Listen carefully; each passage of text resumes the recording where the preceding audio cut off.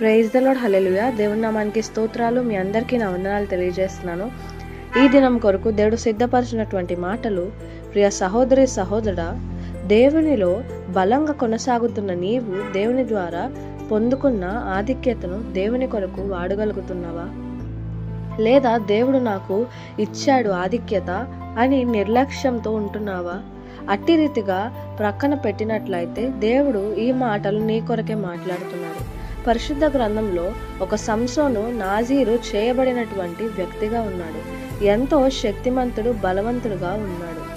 దేవుని చిత్తానికి అనుగుణంగా తన శక్తిని వినియోగించినంత కాలం శక్తిమంతుడుగా ఉన్నాడు. కానీ దేవుని యొక్క చిత్తాన్ని ప్రక్కన పెట్టి తన ఇష్టాన్ని నెరవేర్చాడు.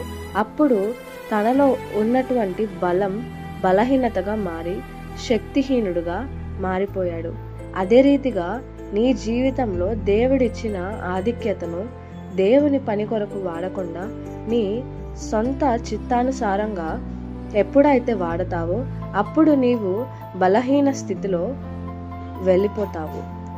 ఈ మాటలు దేవుడు నా కొరకే అని మాట్లాడారు అని విశ్వాసంతో కలిగి ఉంటావో, నీకు ఇచ్చిన ప్రతి ఆధిక్యత దేవుని పని నిమిత్తం వాడు. దేవుడు విశ్వాసంలో అధికంగా నిన్ను బలపరుస్తారు.